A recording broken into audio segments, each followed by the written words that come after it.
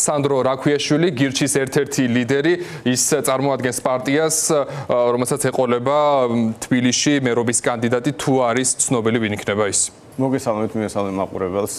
ჩვენ 20 წლიდან 20-20-ის არჩევნებიდან სულ პრაიმერისი გვაქვს ხოლმე, ამიტომ ეხლაც პრაიმერისი მიდის თბილისის მერობის კანდიდატზე, იაგო ლიდერობს და თუ არაფერი არ შეიცვალა, საბრალოდ იაგო იქნება, მაგრამ როდის სრულდება? ხვალ დასრულდება და უკვე ზეგ გვექნება პრეზენტაცია, ამიტომ დაველოდოთ შედეგებს, მაინც არ იქნება სწორი რაღაცის მტკიცება ამ მომენტში. და ასევე სამშაბათს გვექნება პრეზენტაცია, საბრალოდ საკრებულოს წევრების პირველი ნომრების, რომლებიც თბილისის საკრებულოს წევრების პირველი ნომრების და ამ შემდეგ კვირაში დავასრულებთ საერთოდ სიების დაკომპლექტებას და სხვა კანდიდატებს გავაცნობთ იმ რეგიონებში, სადაც მიღებთ მონაწილეობას არჩევნებში და უკვე უშუალოდ საარჩევნო კამპანიას დიდ ქალაქებშიც გეყოლებათ კანდიდატები ქუთაისში. 20-დან 30 რეგიონამდე იქნება, ეს ფაქტურად ყველა ის რეგიონია, სადაც ჩვენ საკმაოდ მაღალი შედეგი გვქონდა წინა არჩევნების მიხედვით და სადაც რეალურია, რომ ჩვენ 1-2 ზოგ შემთხვევაში 3 ადამიანი შეიძლება გავიყავოთ. აი რას ელოდებით თბილისში, ვიცით რომ კონკურენტი ყავთ კახა კალაძე, მათ შორის ორი პარტიის ლელოსა და გახარიას გუნდის არის ირაკლი კუპრაძე, თქვენ საპარლამენტო არჩევნებში გახვედით მე-4 ადგილზე, თუ არ ვწდები, აი რას ელოდებით თქვენ ზოგადად მაქსიმუმი რა არის თქვენი აზრით ამ არჩევნებში? გასაგებია, რომ თბილისი ჩვენთვის ძალიან მნიშვნელოვანია, ეს ყველაზე დიდი ნაწილი აღმოჩენილი თბილისშია, ამიტომ ჩვენ ყველაზე დიდ რესურსს თბილისზე ვხარჯავთ. ზოგადად ჩვენ რა თქმა უნდა, რადგან მერობის კანდიდატი დავაყენეთ, როგორც მინიმალური ამოცანა არის, რომ მეორე ტურში გადავიდეთ. და ამიტომ მე მგონი გარემო ისეთია, რომ ამის შანსი არსებობს, მათ შორის იმიტომ, რომ ერთი მხრივ ქართული ოცნება თავისი შიდა რაღაც დაპირისპირებით არის დაკავებული და ქართული ოცნების ამორჩევლას ვერ ეტყვი ნაცები მოდიანო, აგერ ნაცები საერთოდ აღარ იღებენ მონაწილეობას არჩევნებში. ნაცმოძრაობა რაღაც რევოლუციას აწყობს, მაგრამ მე მგონი ძალიან რაღაც არამოტივირებულად და რაღაც ძალიან პასიურად და არ მგონი რომ ნაცმოძრაობის ამორჩეველი იყოს ყოფილი იმით რაც ხდება თუნდაც იგი 4 ოქტომბრის ამბავში. და ნუ ეხლა ლელო გახარია თავის თანამდებობით ხან ვიღებთ მონაწილეობას, ხან არ ვიღებთ, ხან არაპარტიულიო, ხან ირაკლი კუპრაძე დანიშნეს პარტიის ფაქტურად ერთ-ერთი ლიდერი. ამის მიხედვით მე მგონი მისი ამორჩეველი არ იქნება კმაყოფილი და მე მინდა მიმართო ყველა ამორჩეველს, რომ არა მარტო გირჩელებს, რომელიც ისედაც იმედია მოვლენ არჩევნებზე, არამედ ზოგადად სხვა პარტიების ამორჩეველს, რომ მოვიდნენ ხარი დაგვიჭირონ და მათ შორის იმიტომ, რომ ჩვენ მართლა გვინდა რაღაცა დიდ ქალაქში, მეგაპოლისში ვისხოთ, რომელიც კომფორტულია, რომელშიც რა ვიცი, ისაც პრობლემები აქვს, საცობები იქნება თუ რაღაცა შენებლობის პრობლემები, ეს პრობლემა რაღაცნაირად მართლა დღის წესრიგი შემოვიდეს, იმიტომ რომ ამ ვითარებაში ახლა ხდება, რაც შეიძლება არჩევნები კი არის შენიშნული 4 ოქტომბერს, მაგრამ აი არაფერი არ წააგავს, რომ არჩევნები მიდის, არც დისკუსიები მიდის, არც რაღაცა დებატები მიდის. ერთი თვე დარჩა და ძალიან რთულია ზოგადად ასეთ გარემოში მართლა საარჩევნო კამპანია წარმართო, მაგრამ ჩვენ წავადგენთ იმას, როგორი ქალაქი წარმოგვიგენია და თან ეს არის რაღაც ტექნიკური ამბავი, ეს პოლიტიკური ამბავია სიამდვილეში, იმიტომ რომ საბოლოო ჯამში ამ ვითარებაში ნებისმიერი დაპირებაც კი თუნდაც რა ვიცი საცობებს ეხებოდეს, სიამდვილეში პოლიტიკურ კონტექსტს გულისხმობს, იმიტომ რომ იქეთ ქართული ოცნების მთავრობა არის, აქეთ რაღაც პოლიტიკური ვითარება რომელშიც თქვენ ახლა აღწერეთ რომ რაღაც კრიზისია და უკვე დიდი ხანია ეს კრიზისია, ამიტომ შეუძლებელია უბრალოდ თქვა რომ მე საცობებს ვებძვიოთ, ამ რა ვიცი მიუსახარ ზაღლებზე ილაპარაკო, თუ არ გაითვალისწინო ამ კონტექსტს. და მე მგონი საბოლოო ჯამში ამ კონტექსტის გათვალისწინებით, იმ პრობლემებს რომელიც ადამიანებს აქვს, საუკეთესო ალტერნატივას შევთავაზებთ და ზოგადად ყველა პარტიის ამორჩევლს. ამიტომ იმედი გვაქვს ეს ხალხი მოვა, ხარს დაგვიჭერს და როგორც მეორე ტურში გადავალთ და იქ მეორე ტურში რა იქნება ნახოთ. კი ბატონო და თქვენ ახსენეთ იმაზე ისაუბრეთ, რომ აი დისკუსია არ მიმდინარეობს, არ არის მთავარ თემებზე საუბარი, ასე შემდეგ. თქვენ რას ეუბნებით მოქალაქეებს, რატომ უნდა მოვიდნენ არჩევნებზე და თქვენ დაგიჭირონ მხარი? ავიღოთ მარტივი მაგალითი, რომ ეხლა ყველა ამბობდა ქართული ოცნებამ თქვა ეს ტრამვაი უნდა გავიყვანოთო და ლელო გახარიებმა თქვა, რომ ჩვენი იდეა იყო, მაგრამ აი ტრამვაი არის პატარა ევროპული ქალაქისთვის შექმნილი ტრანსპორტი. ის ვერაფერს ვერ უზამს დიღომს. და ბავშვი, იქ უნდა იყოს მეტრო. დიდ ქალაქებში თუ ჩვენ გვინდა რომ ეს იყოს მართლა მეგაპოლისი, რომელშიც კომფორტულია გადადგილება, უნდა იყოს მეტრო. და ეს ელემენტარული ამბავია, რიცხვებით მარტივად დამტკიცებადია.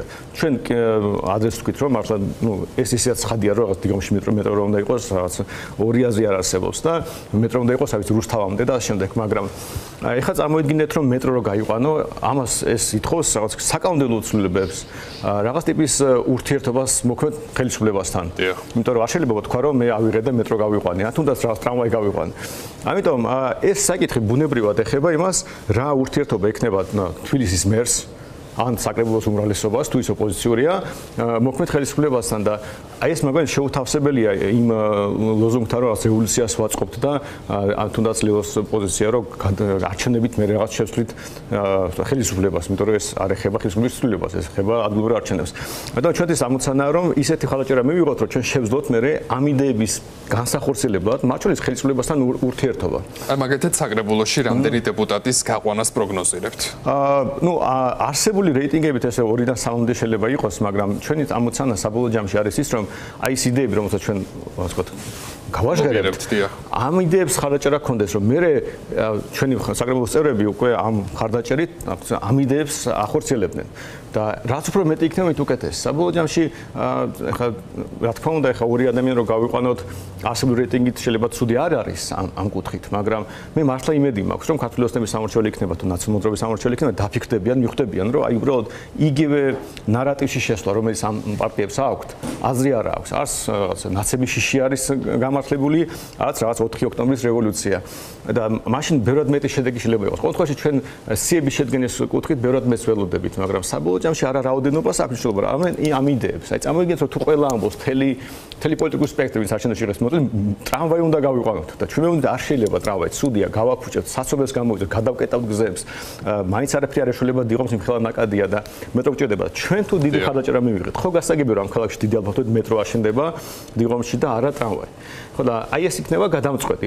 იქნება თუ არის ხარდაჭერა, რომელიც ჩვენ იდეებს რეალისტურს გახდის, თუ უბრალოდ ეხლა ის ხარდაჭერა, რომელიც შეიძლება ჩვენი საკრებულოს წევრებით ჩვენ გირჩელებს დაეხმაროს სხვადასხვა პრობლემებში, რომელიც ისედაც იგულისხმება, რომ ჩვენი საკრებულოს წევრი გირჩელების მიმართ პასუხისმგებელი იქნება, მაგრამ ეს არის საკმარისად ამბიციური ჩემი გეგმა და ჩვენ გვინდა რომ ჩვენმა იდეებმა, ჩვენმა საკრებულოს წევრებმა გავლენა მოახდინონ იმაზე, როგორ ვითარდება თბილისი ზოგადად.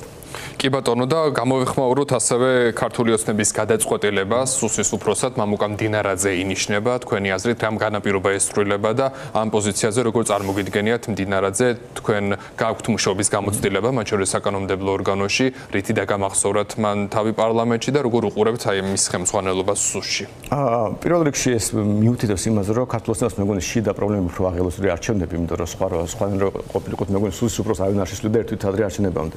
და მეორე ეს უფრო წააგავს იმას, რომ უფრო ბუნებრივი იერარქია დაალაგდა, იმიტომ რომ პარლამენტი ფაქტობრივად არ ფუნქციონირებს, არაფერი არ ხდება, საპარლამენტო ცხოვრება არის ჩათვალეთ არის ქართული ოცნების ოფისია, ამიტომ საპარლამენტო უმრავლესობის ლიდერი არანაირ თანამდებობა არის რეალური თვალსაზრისით. ამიტომ ვინაიდან მამუკა აშკარად იერარქიაში უფრო მაღლა იყო ქართულ ოცნებაში, მე მგონი უბრალოდ ის თანამდებობა დაიკავა, რომელიც უფრო შეესაბამება მის გავლენებს პარტიაში თუ ზოგადად ხელისუფლებაში. და ამიტომ მე მგონი რაღაცნაირად შეიძლება ბუნებრივი ამბავი იყოს ქართული ოცნებისთვის უფრო გასაგები, რომ პარლამენტში არავის არ აღელოს საერთოდ რა ხდება და არავინ არ უყურებს პარლამენტის ხდომებს თუ ბრიფინგებს. ამიტომ თეორიულად შეიძლება მესამე-მეოთხე ადამიანი ქართული ოცნების იერარქიაში რა ესაქმება მაგას პარლამენტში. თვითონ ასე გააკეთეს ყოველ შემთხვევაში, რომ პარლამენტი უმნიშვნელოა.